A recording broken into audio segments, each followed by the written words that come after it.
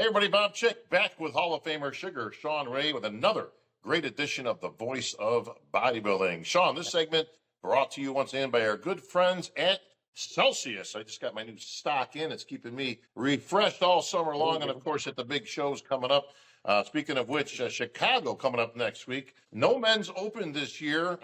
That's been taken out, but all the other divisions are in, but Celsius will be there, of course. We've got lots of free samples for everybody. Another Olympia qualifier coming up, and we're going to get into how many qualifiers there are, Shawn, and whether there should be as many qualifiers a little bit later. But big news this week, my brother, and of course, it's not for the best, but this week seems to be the week of fallen comrades in our game. Ronnie Coleman, it's been reported on TMZ and other national syndications, has taken a turn, not for the better. Rushed to the hospital, had some issues and some problems where he remains to this day. He's fighting the good fight. If anybody could fight, it's Ronnie. But this is definitely news that hit us hard.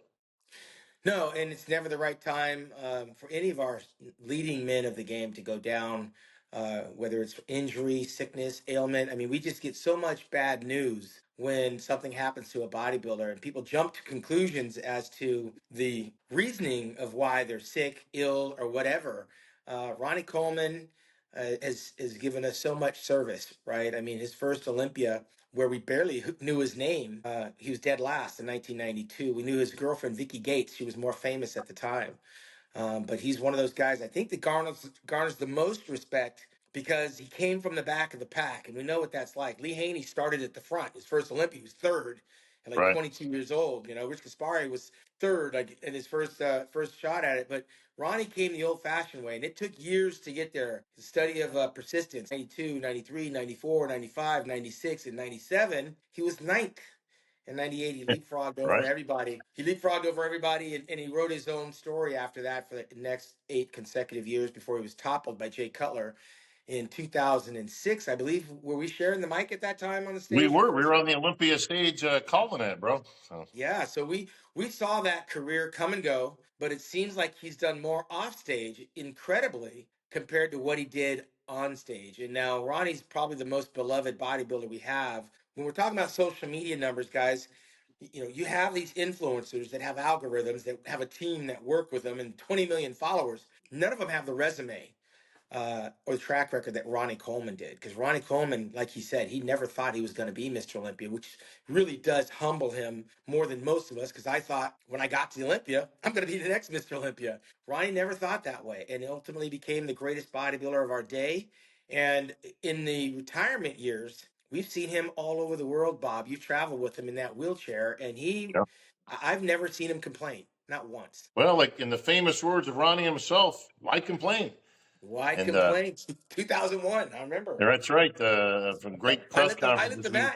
I lit the match for that conversation. For those of you that don't know, this is how long this argument has been going on. And Bob, you were right there. 2001, my last Olympia, at the press conference, 24 hours before the show starts, we are presented with an opportunity to address the issues of the day for bodybuilding. Wayne DeMillion so graciously said, bring your problems to the press conference. So of all places. So we brought it to the press conference where the fans were like, what the hell is this all about? Where we were arguing about judging transparency, judging rotation, prize money, a share of the pay-per-view that was looming large over our head. We do this 365 days a year, and that prize money for that champion's been the same for 10 years. I mean, somebody needs to address it. Ronnie's not going to complain. He gets the check every year. So who are you going to hear from? You're going to hear from me. We got bitch slapped and shut down, and Ronnie Coleman, for whatever reason, was feeling some kind of way, as if we thought it was an unfair fight because he was going to be the ultimate winner, which he did win. Arguably so. Jay Cutler, a lot of people thought Jay should have won. But Ronnie was saying, as the leading man of bodybuilding for 8 consecutive, or not 8 years at that time, but for 4, why complain? In 1992, I didn't place at all in the Olympia. Didn't get a dime, didn't get a dollar. I didn't complain 1994. I didn't complain when I got 15th. 1995, I didn't complain when I got 11th. 1996, I didn't complain when I got 6th. 1997, I didn't complain when I got 9th. The moral to the story is, Why complain? And I think he changed his tune in retirement because he started to hear the message. I remember Kevin Levrone said something must be wrong Right. if all the crowd is booing for the winner. Well, they booed that night, the following night, because a lot of people had Jay Cutler winning, and ultimately Jay would win. But what Ronnie was missing was that while he was being fed and getting the lion's share of the prize money, there were so many other starving stars of the Olympia stage that helped sell the tickets, that brought in Yeah. the fans, that generated the sales of supplements, magazines, and the eventual pay-per-view that we're going to be leaving with nothing. But what changed was his perspective. It's like, well, Ronnie, now that you're making the big dollar and you've got the big contracts and companies are throwing money at you and you're getting guest posings all over at $10,000 a crack, Yeah. well, of course you're not complaining now. But you know what? That guy that you beat, who was in 7th, 8th, 9th, 10th, you got to have somebody to beat, right? And compete against. Went home with nothing, to your point. And interestingly, we're talking about this, Shawn. I literally just posted the other day, for anybody that watches and follows my Instagram, I flipped out an old Flex magazine, and I'll be damned if in there wasn't the 2002 Olympia that I was in. And there's an exchange. There's a picture of Wayne DeMilio, who was president at the time, hated by his troops. Everybody hated Wayne Yes. for good reason.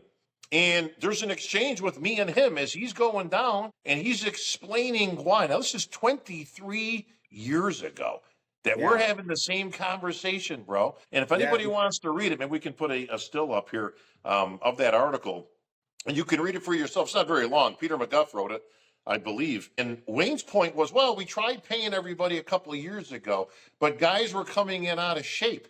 If getting $1,000 in your pocket was reason to not diet and go on the Olympia stage, it was so ludicrous to even think that was a possibility. And my response was, listen, we're trying our best out here. This is the Olympia, right? We're all trying to come in great and do our best and win and all that stuff. But, you know, what kind of balls you got to have to sit there and think that athletes are not trying because you got a guarantee of a couple of grand? Yeah. So, you know, and of course the audience went crazy and all that. And but that all birthed the athlete's rep position that you and I served in for many, many years and having a voice. But we're still having the same conversation 23 years later. Well, after 2002, I became the athlete's rep in 03. And Mhm. immediately following that Olympia, they gave $4,000 to all of the guys that were in Yep. the top thing. Then a year later, dwindled to 2,000. And then To disappeared. the year after that, it disappeared all the way to taking away money from our 10th place finalist, who at the time was receiving $10,000. So Yeah. that money was just taken away. However, the ticket prices have gone up, the venues have gotten better, sponsorship deals have doubled, quadrupled.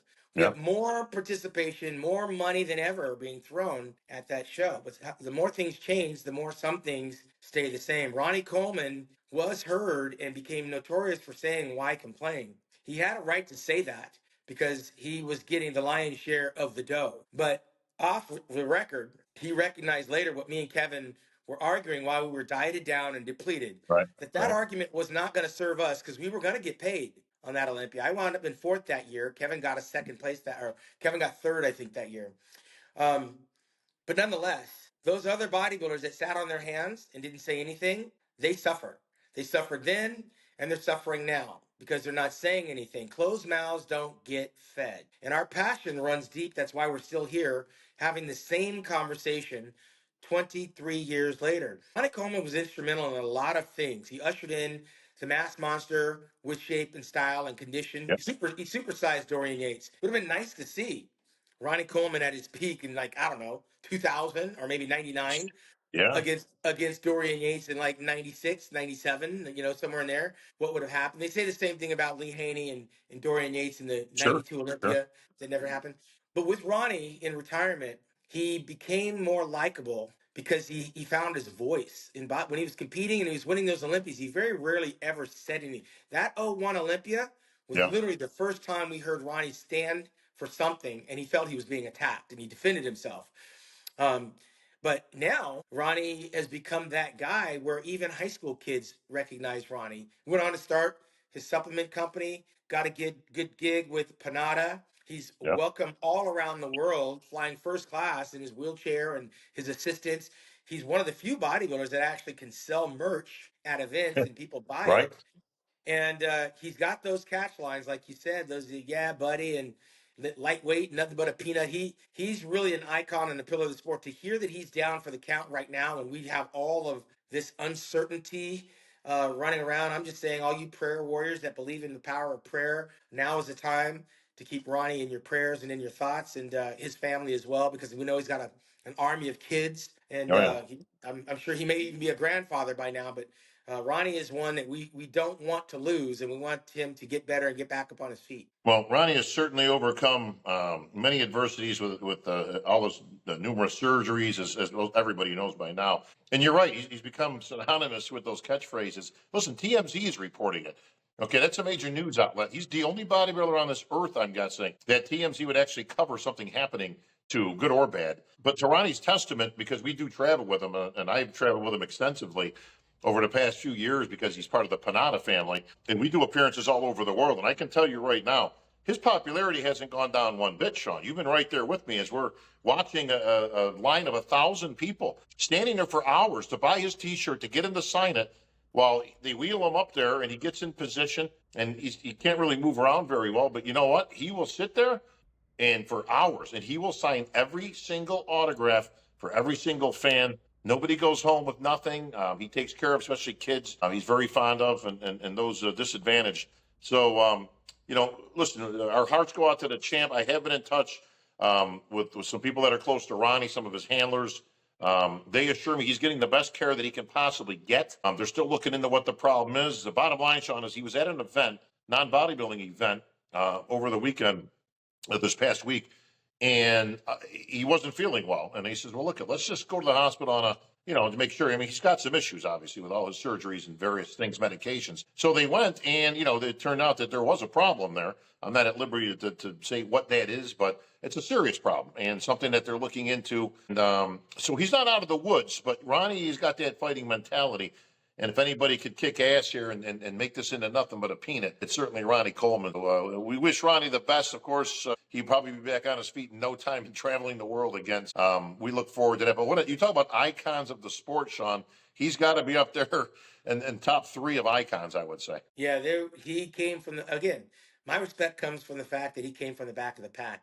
He held on where others let go, and he didn't have any grand illusions of being the best in the world. And when he got there, every year seemed like a surprise to him. That tells you that he really didn't know how good he was. And yeah, towards the end, like most champions, they show the wear and tear of time and age. We saw that with Muhammad Ali. We witnessed it with Michael Jordan. And in bodybuilding, we witnessed it along with Ronnie Coleman, because what? Father Time is undefeated. And at 61 years old, I think Ronnie's still got a lot of gas in the tank to continue to make an impact, make a difference off the stage, just as he did on the stage. So I'm praying for him. Well, in a related note, one of our podcasting constituents, Fuad Abiad, also falling to some injury, not an illness, but he was on a motorcycle apparently last week or the week before, and took a spill in some manner and really got racked up. For anybody that's been watching his stuff, he's had some neck surgery and some other various things as a result of that motorcycle accident, but he seems to be up and fighting as well and healing. So again, we send our best to Fuad. We've all had our good, bad, and ugly fighting. But like I often say, we're like a big family in that you've got brothers and sisters that you fight with. But at the end of the day, we're all part of that same family. And Fuad is a good guy for this sport and has done a lot in terms of what he brings to the table. His company, putting on a great show and all that. So he seems to be on the mend. So good luck to you, Fuad. Stay off those motorcycles, man. That's why I've never had one, bro. No, I got rid of mine a long time ago. It's been 24 years since I've ridden a motorcycle, but it wasn't because I didn't enjoy it. It was because I knew the dangers that lie ahead, unforeseen dangers. Not that I couldn't ride, but other people can't drive. But accidents happen. You put yourself in a place where things can happen, and they will. Well, on the bodybuilding news, again, we'll keep everybody posted on Ronnie Coleman as any information comes through. But like I said, he'll be up and at it before you know it. But in bodybuilding news, it was our good, speaking of Panada and another Panada athlete in Rubio, Neckzilla himself has finally punched his ticket to the Olympia, Shawn. Yeah, I mean, it's a double-edged sword. When I complained about Reagan Grimes maybe sitting out the Olympia because the stage is too big, People were By complaining the that way, we were. that was you that said that, right? That Because I was seem me. to be catching Yeah, your heat. that was me. So people are saying I'm pissing on the guy's parade. He just got his ticket. Why ruin the moment? Because I'm a realist, and I know what it's like. Unlike most of the people complaining, what it I takes to get to complained. that. Yeah, what it takes to get to that Olympia stage. I know the sacrifice. I know the investment, and I know the regret, and I know the hangover. For some people, you might sit on the sidelines and think, "Wow, another great superstar taking the stage." Until you recognize maybe the superstar starts to fade, struggle, and get sick or get discouraged or have mental issues. Again, I told you the Olympia stage is the biggest, and a lot of things that you don't see in front of you are just around the bend. Rubio being in the Olympia will be kind of like, you go to the zoo, you check out all the different animals, you turn around the corner, you see a silverback gorilla, and you're like, holy shit, it's something you've never seen before. It's a sight to behold. It'll be a welcome addition to the Olympia. I'm just hoping that Rubio recognizes that that's not a place where dreams come true for the majority of people. Maybe his goal was to turn pro, and the Olympia is a bonus. That's huge for somebody. Told you, Sure. Ronnie Coleman. Ronnie Coleman never thought he'd make it to the Olympia, let alone become Mr. Olympia. So that was a dream come true. I put Rubio in that category because the criteria of which we've seen historically, how the Olympia is judged. Um, Seeing an Olympia title in his future is a really far stretch. And we can say that for a lot of guys that have been on that stage. Quadzilla, Matarazzo, Mike Quinn. Those guys were never going to be Mr. Olympia. But what they brought so much to the Olympia, right? That weekend. Even Gary Stridham, they brought something Sure. to the Olympia that people wanted to see. I want to see him bring all that muscle and all that mass and all that slabs and all that. I Yeah. want to see him go. I say that because we've never seen it. We've seen Regan there before. And while he's a couple of years older, I don't know that he's a couple of years more advanced to where he needs to be, height, weight comparison to those guys. That's why I think sometimes it's a bad investment for guys to go just because they're qualified. But if he can gain something out of it, that's more than just a non-participation medal, because you don't get one of those anymore. You don't get the certificate of No. participation anymore. Nope. I think you get a sweat jacket, maybe a Wolfpack bag. But Right. when you're a professional, I think what's in it for me. So that's why I bring the comparisons up with Reagan. I look at it as a business for him. But maybe there's some things that I don't see that by him being on that stage, representing the great country of Canada, representing his family, living out a childhood dream. But when you get to my age and you look back, everything kind of seems like it's either business related or it's dollars and cents because it's getting ready for the Olympia and standing on that stage is not fun. It's business Well, what we and said couldn't have dangerous. been too far from the truth because, first of all, he did respond as we reported last week, Yeah. in kind of a tongue-in-cheek response to me, mostly, but being that you said it. But in that, well, if you qualify for the Olympia, you should absolutely go. No questions asked, period. But in 2022, he actually didn't do that. He was qualified, failed out for no good reason other than he didn't think he was ready. And that was our whole point and premise of what we were saying was, well, if you think you're in the top six, which is what you're gunning for, which you should be gunning for, we didn't think that his physique was at that level yet. It's like we're not loving an attack against the kid. Yeah. It's like, so the reason I bring this up again was in some, unless my sources are incorrect, I believe he fired his coach that he's been working with. So I'm only guessing that you only fire a coach for a couple of reasons, right? That you don't Go ahead. like where you're at, or you don't like where you're going, or maybe you Yeah. haven't seen what you're hoping to see. So I say good for you, Regan. I think that was a great move. And hopefully a new coach and a new system will get you where you want to be, because if you can be 100%, you Yeah. absolutely could contend for the top six. So we wish you the best, kid. We're not your enemies, okay? We just report on the news. But Yeah. in terms of Rubio, going back to him for a quick second, Shawn, where is he in the mix? Now, he is a true freak of freaks, like what you said. Yes. Yeah. He's not disguising himself as a sleek Maserati. Okay, he's an H1 Hummer. Okay, and he's coming at you big and bold, and he's not pretending to be anything he's not. But where can a physique like that place? If Rubio was 100%, how high He can he be? Can he be top 10? yeah Can he he he knock could. on the door of a top I, six? I I believe he could be ninth or 10th based on the guys that are qualified on the piece of Right. paper. There are just guys he's not going to beat genetically. He's not even beating Tonio. Okay. So Right. Tonio's half the size of this guy, but we watched William Bonek beat Yep. Rubio. There are guys that are just genetically gifted, even when they're soft and smooth, that are going to be better than a ripped up, muscular Rubio. That's it.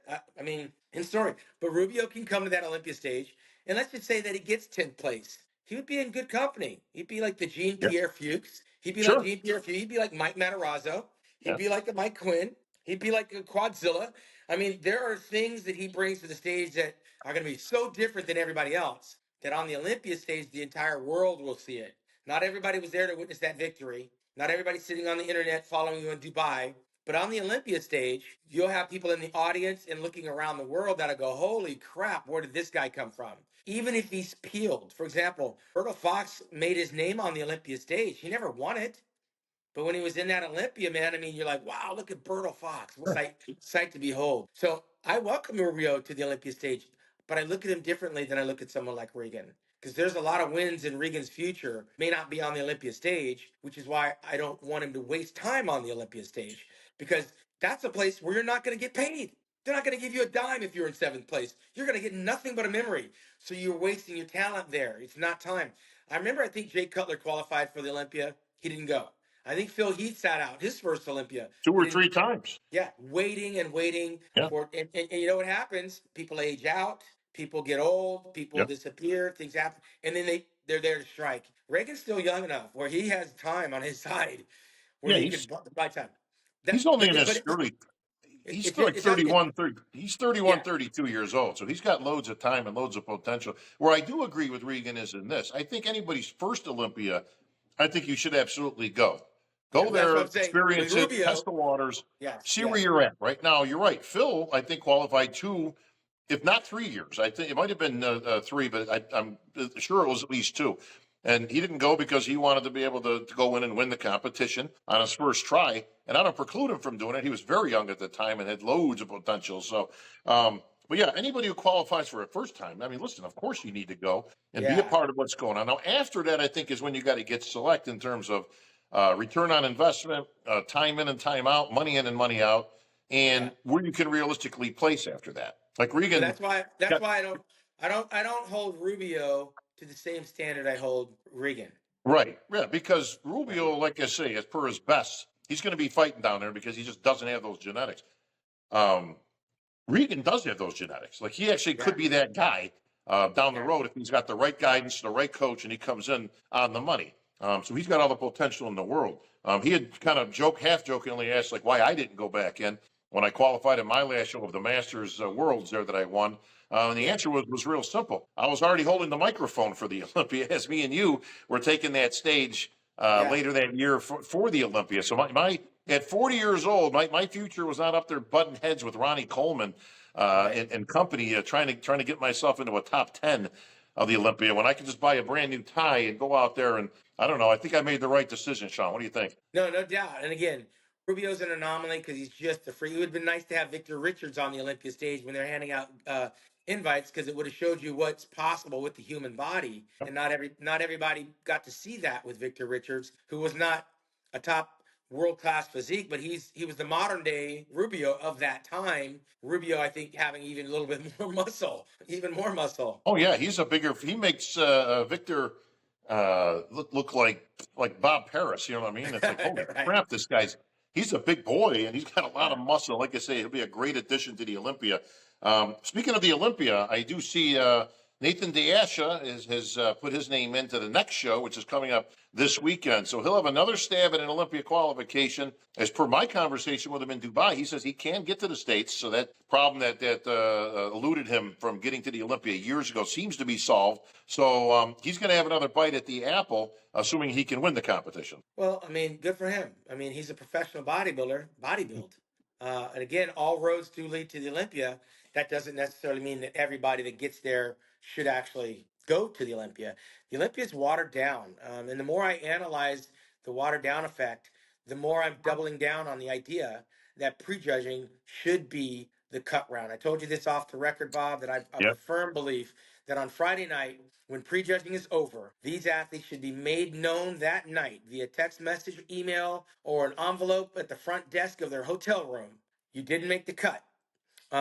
The top 10 finalists are going to be coming back. So that if there's 22 guys on that Olympia stage during Friday's prejudging, that is where the elimination round takes place. That night, before midnight, they'll know whether or not they need to put on the tanning oil, put on the baby oil, the tanning cream, come downstairs, stay low carb, stay dehydrated.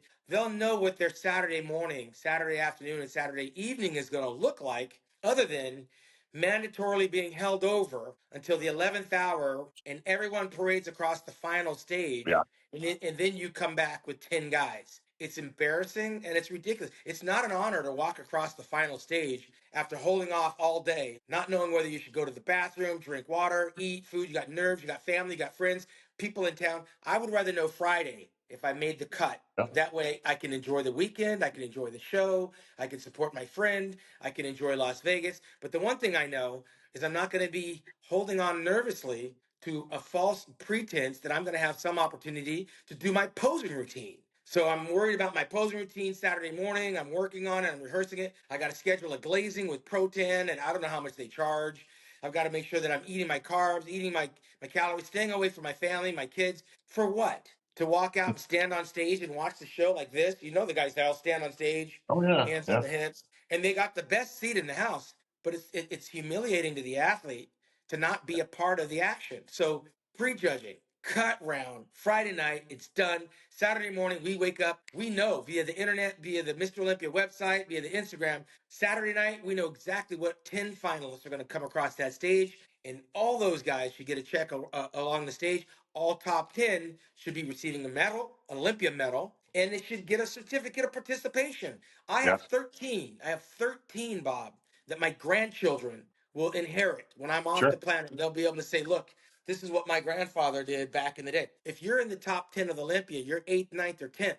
All you got is that one post you made on Instagram because you don't have anything at the finals to show that you did anything. Well, you're dead on the money, my friend, but we're going to take this a little bit further today for our analyzation. Number one, to all the other people out there, and yes, I will call you all by name, Matt and Phil and Ron and all you guys over at Discord. Like, we didn't pretend we don't know who you are. I just didn't give your names out there for any good reason, as you don't really bring a lot to the table.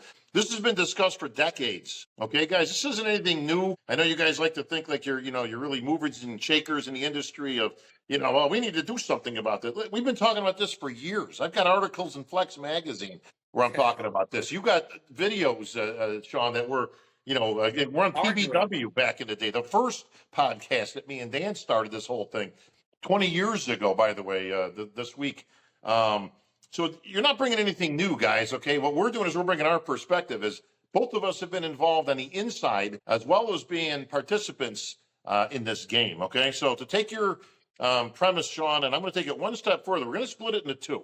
For men's Olympia, you're dead on the money, okay? You're right there. Prejudging should be exactly that, prejudging.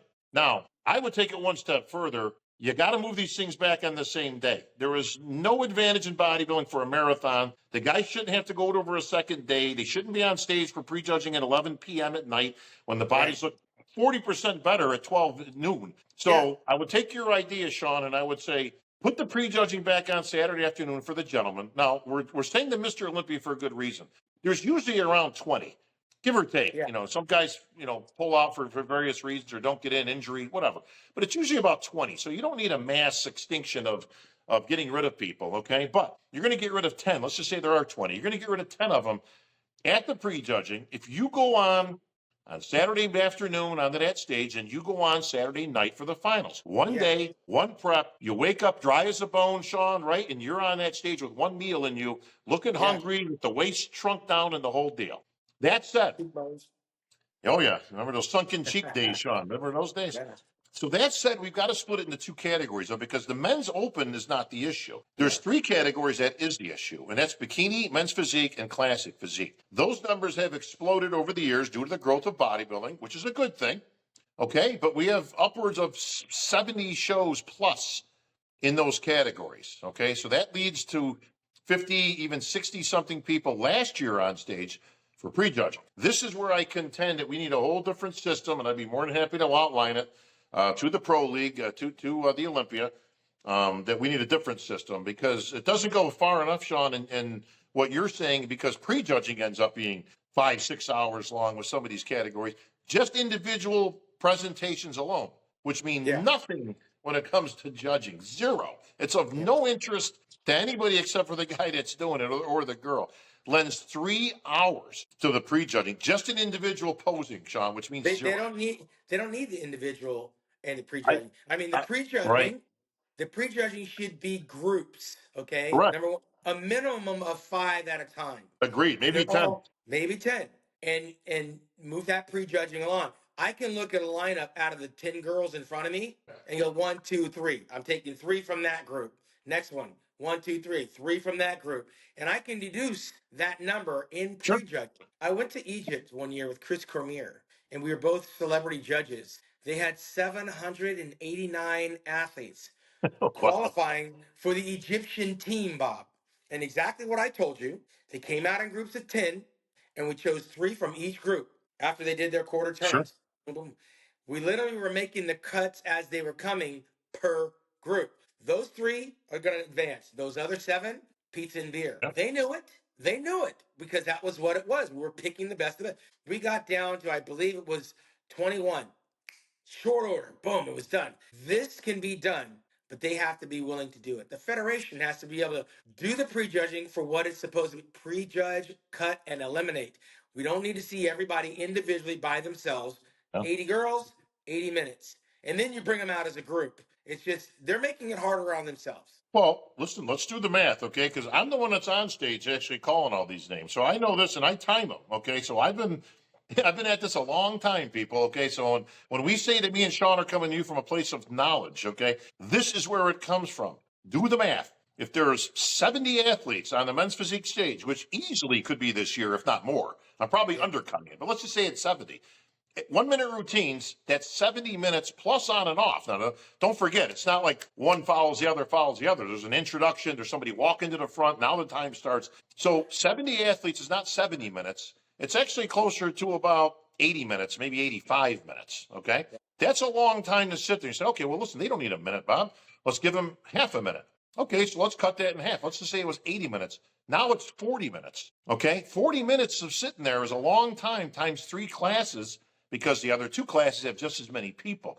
That's 4, 8, that's 12. That's 120 minutes, right? That's 2 hours added at just 30 seconds a shot. Now you say, well, we can't do 30 seconds. It's taking too long. You're going to give them what, 15 seconds at the Olympia? Is that even worth going? By the time somebody comes, and I got to be gratuitous because honestly, some people, they go out, they stop at the back. Now they start walking slow. Literally, I could call time when they get into the circle to start their routine. It's like, all right, let me just let it go a little bit, right? And I don't like to call people when their backs to the audience. I like to get them to turn around and acknowledge, boom, so I can call the next person. It's not an exact science, and you try to give, but listen, when you have that many people, too many things get watered down for too many athletes. You're not helping anybody, and you're right. Cut people. I suggest a cut even before the cut for those 3 classes, because honestly, you can't even get through the prejudging there, Shawn, without it being a marathon of events. Again, and I can go into the whole thing. I tell you what I like to do. I've had a system that I proposed, it's got to be almost 5 years ago now, and it seemed to fall on deaf ears, but it was for this very reason, because I could see this coming, and here we are. I would like to repropose it. Maybe what I'll do is I'll actually put it in a breakdown format, and we can propose it right here on our platform for anybody to see. And then the federation or the Olympia, whatever, can take it or leave it. But it would check a lot of boxes, preserve the integrity of the Olympia and what it should mean to get there. But it shouldn't be so watered down, like you said, that you go out there without nothing. And listen, just the monies alone. If we were to reorganize or go on a reimbursement system, listen, just doing easy math, there's about $600,000-$700,000, and that's not a typo, people, or I'm not misrepresenting that number, that just gets paid out in per diem. When I say per diem, it's flight, hotel, and actual per diem money that they give to the athletes for food, to offset, is about $3,000 an athlete. So you can do the math. If there's 450 athletes, let's just say it's 400 just on the lower end. All right, that's $1.2 million. Yeah. That's a lot of money, Shawn, that's going when half that money, literally, if we went to a different format, only paid for 15 people,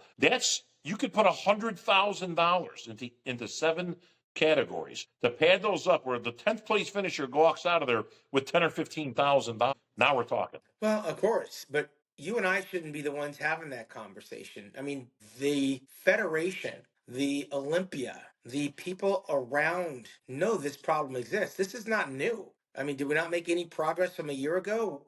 There should be an announcement. As soon as the Olympia is over, how do we save money for next year and how do we get more money to the athletes? That's what I would have been doing.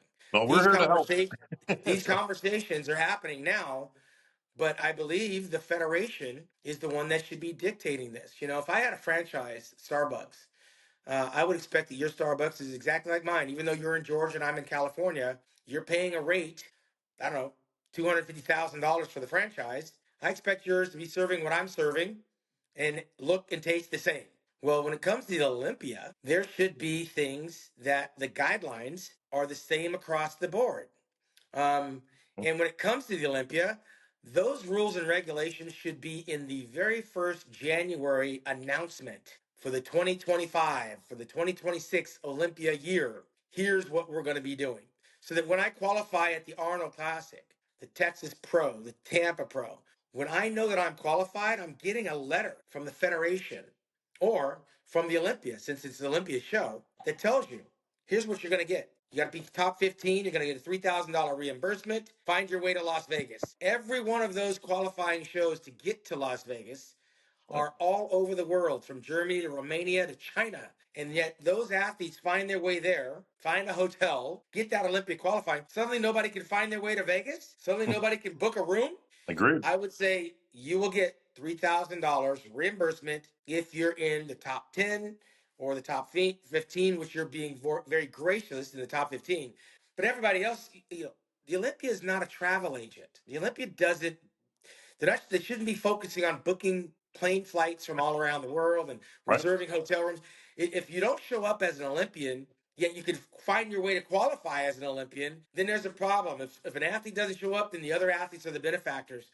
These guys should know when they sign up for the Olympia exactly what they're going to get. Prejudging is a cut round, $3,000 expense reimbursement in the top 15, participation award for the top 10, something commemorative, right? If Yeah, you're getting a of course. sweatsuit, you know, I can only go off of my career. I have medals to show that I was there that no one that didn't place in the top 10 have, only the top 10. And it should feel like, you know, I was at the Olympia if I was 10th place. I want to, so give me a check. Be Well, above and beyond the reimbursement of the 3,000. That's yeah. something that I should have on my Olympia contract, so I know I'm not surprised. Well, listen, growth is a great thing. Listen, as an entity, yes, the sport of bodybuilding, the world of bodybuilding, the Olympia has grown exponentially over the last, let's just say 5-6 years in particular. That's a good thing. But there's also growing pains, and that means you got to be able to look at it and make adjustments. Right now, again, you're on the verge of 450 plus athletes qualifying for the big dance. One, I get the idea that, listen, in order to grow, you need more pro shows, right? You need more opportunity. We're not even disputing that. Listen, I say let everybody and their mother qualify. I got no problem with that. The problem comes in that you can't let everybody have a bite at the apple because it's too many people. And this translates into other things, Shawn, like nobody's even brings up, like the Meet the Olympians. The Meet the Olympians is a train wreck only in that there's so many people because you got to take 400 plus athletes and find a table for them or put them at places, right? That now junk it up. Let's face it. I mean, let's be real here, right? Nobody knows who 370 of those people are, right? With all due respect, they qualify, good for them, but they're not superstars in the in the bodybuilding, genre. Okay. So, and I watch these people. Listen, I feel bad because they're sitting there twiddling thumbs at a table. Nobody knows who they are. Nobody's coming around. Nobody wants their autograph. They don't know how they qualified. They don't speak English. No. We don't speak their language. This is why I'd like to present the presentation that I will, because it checks that box also. How many people should be there? Well, if we had major tournaments that people won, let's just say there's 15 of them, then you'd have 15 in each category. So you would have less than half of those amount of people that you could actually get to. Because right now it's so gridlocked that it's almost impossible to even get to the superstars because there's so many people that are packed in there. So listen, we're all for, we're a federation of opportunity. They are very gratuitous with opportunity. Again, now we've been on both sides of that coin. We catch a little flack because we're not fans of second place pro cards or masters pro cards. But listen, that's not our fight right now. the point is they give a lot of opportunity for these athletes to get there, and that's fine. And I don't have any issue with that. But you have to whittle it down. At some point, it becomes uncontrollable. And let's face it, bro, people don't want to sit there for 5, 6, 7 hours. I mean, listen, a good movie is hard to sit through, even if it's 3 hours long. Well, sometimes when you watch a good movie, they'll have people that are surveying in the lobby. How'd you like the movie? What'd you think about the movie? What could have been different? What do you think Yeah. about the plot twist? Yada, yada, yada. If they did that when people come out of the Olympia, there would be some people that would have a reality check on perception. Because remember, we are not in a really big venue. We're at our peak maximum participation, but our venue is not even accommodating half of the amount of people that can't afford a ticket or Yeah. can't go because the venue sold out. I mean, we are sold out right now in VIP, which, Yeah. hey, that's a good That's problem great. to have. But if you had the right size venue, you'd still be selling tickets right now. So while we're talking about growth, you got to think about expansion and affordability. When you're in a 10,000 seat arena, it's tough to go into a 4,000 seat arena, even if it is magnificent, because where we're at right now, phenomenal. But I can guarantee you, there's some other options out there that brings the cost in half, which means that you just freed up a shit ton of money to take care of those athletes that you're not able to take care of right now.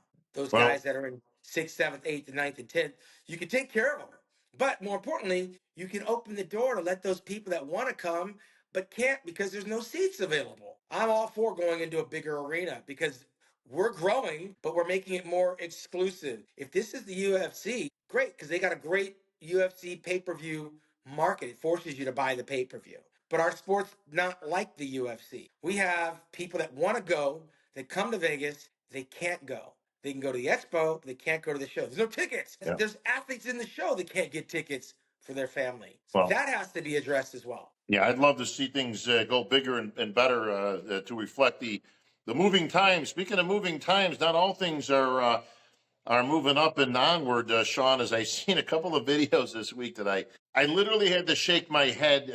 I sent them to you, of course, because I knew you would find them amusing as well. So we got some dancing fools out there these days. One in men's physique and one in open. So the men's physique one. Now, first of all, I got to give credit where it's due. I wish I could move like that these days. I'm just trying to put on my socks without falling over in the morning. But there's a men's physique competitor who was out there at the St. Pete Pro, I think it was. Apparently, this guy is some sort of an influencer. He goes by Shawn T. Now, I'm not involved in those type of things, so I don't know who Shawn T is. He could be Mr. T or Ice T or any other T for that matter. But he's a men's physique competitor, but he starts rocking and rolling, moving and grooving, during his quarter turns. Now, everybody, hopefully we can show the clip of this, but everybody's going to know what I'm talking about. But this is unacceptable. I did see a post by Aaron Banks, former Olympia champ, one of our top Olympians, who was not amused. He did not like it at all. Like, he actually thought this was inappropriate, not the place for it. I think it opens up the door. First of all, men's physique competitors do not have a quote routine any more than bikini competitors do. You have turns, front, back, front turn. That's it. Okay. There's not even technically quarter turns to it.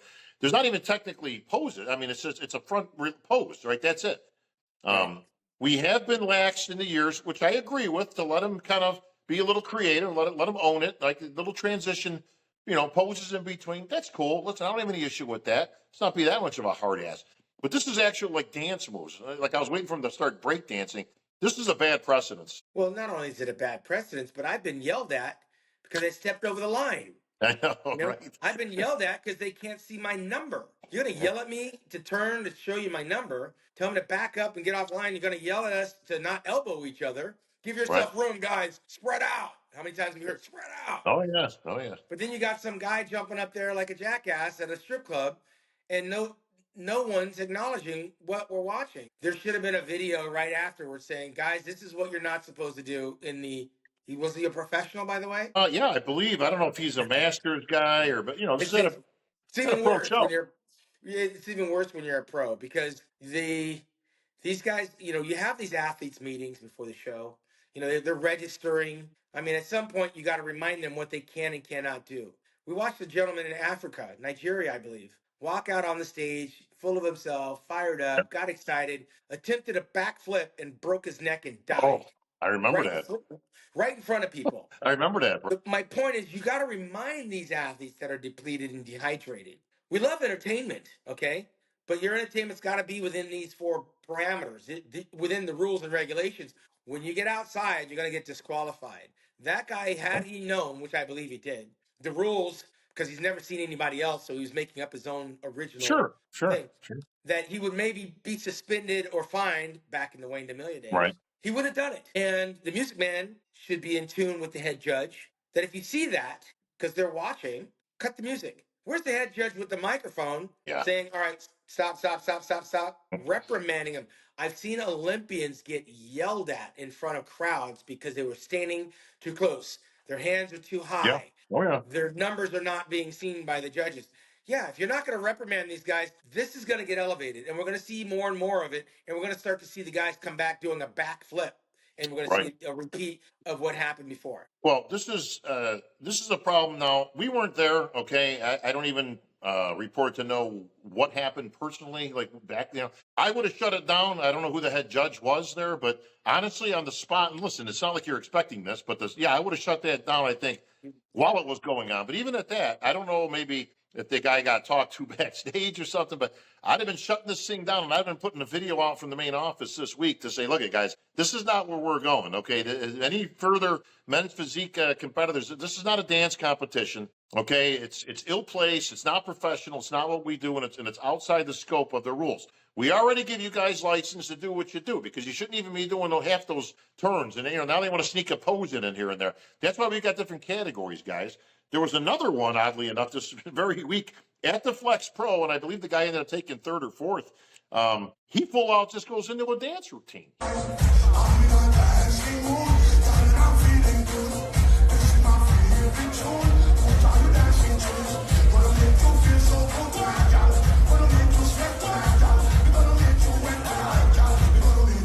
Bro, he's doing everything but breakdancing out there now. Well, let me remind you. I mean, Why? because they all know the posing round doesn't count. So if you're not going to count and score the posing round, contrary to what you petitioned for, hold on a second. If it doesn't count, what does it matter? I don't have to go out there and hit any poses. You're not scoring me. You're not judging. This is coming back on the federation, because the federation should put some weight behind it. There should be something. They give a $10,000 award away. I've done it many times. I've given away over $50,000 in best poser awards myself. So it gives the athlete a reason to entertain, a reason to hit the poses, a reason to use choreography. But if I know going in, this doesn't count for shit, I'll go out there and have fun. That guy went out there like he was at a nightclub, up on ecstasy. And you know what? Does it matter? Because if he had to hit all the bodybuilding poses, it wouldn't have improved his placing. So if this is not what we want, because he's not Melvin, he's not Durham, he's not King Kamali, he's not Mike Quinn. We've had some entertainment. We've had some entertainment out there. If he's not those guys, because of the way he choreographed his routine, then who is he? He's the new arrival. If you want to nip it in the bud, where's the video from the federation?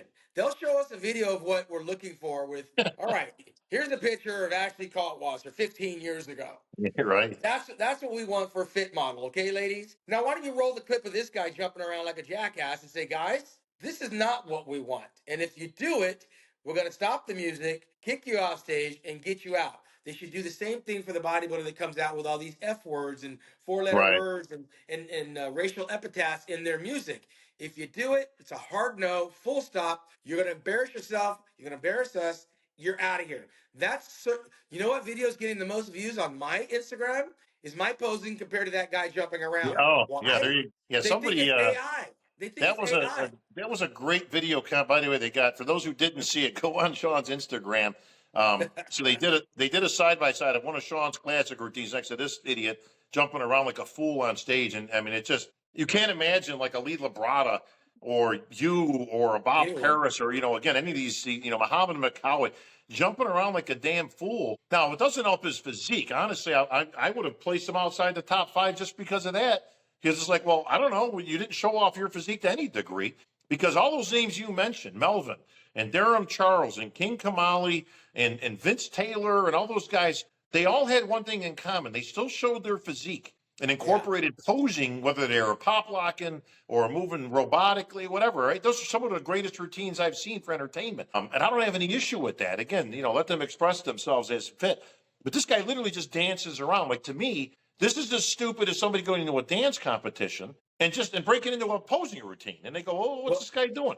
Oh, he's doing poses. It's like, yeah, but it's a dance competition. So why is he's not dancing? It's like, it's the same thing in reverse. But I'm going to stop short. I don't think it's a federation thing, though, Shawn. I think that's just don't you have any self-worth that you went out there and you made a complete idiot of yourself? Well, this is the only sport where when you think you've seen it all, you're gonna see more, right? Yeah. I mean, Right. It wasn't that long ago, Bob, where we saw a video coming up where we had the men's fitness thing that was going on, and Oh, they were God, like, remember that?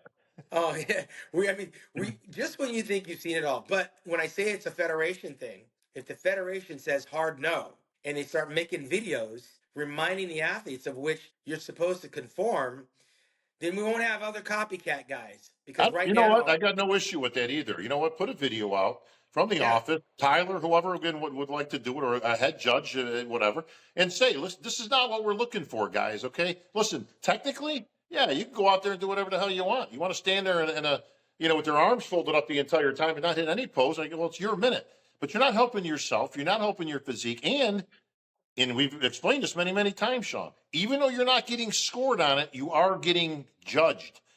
So that should be taken into consideration. Honestly, if it was me, I'd have knocked this guy down a peg or two and says he had an opportunity to show his physique. He showed absolutely nothing. So I put the other guy in front of him. He showed his physique better. Here's the thing. If he's not reprimanded, we're bound to see it again. Not only that, we're bound to see some copycat routines. Let's hope because, not. He looked like he had a great time. He was in his element. Whether he was in his right mind or not is another story. But he himself was a bundle of energy, because if you've never tried dancing the way he was for 1 minute at his size, Right. Yeah. It's a heart attack waiting to happen for the majority of us. Well, The Shawn, mere fact, hold on, the mere fact that they let him go for so long is what baffles me. Where's the sound man? The music guy doesn't see what's going on. The head judge doesn't see what's going on. The promoter doesn't see. So if you allow that and the federation doesn't come out and speak against it, we're bound to see it again. And that's the video we're going to see on the nightly news. Oh, that's the portrayal of what a bodybuilder looks like. That's not what we want. So you have to nip it in the bud. It's the federation that has to remind people bodybuilding is not dancing. Well, bringing this full circle, Shawn, on the words of the great Ronnie Coleman, man, looked like he was smoking some of that crack. Well, in the words of Whitney Houston, crack is whack. Crack is whack. And on that note, folks, that will do it for another edition of the Voice of Bodybuilding. For Sugar Shawn Ray, I'm Bob Chick. We'll see everybody next show.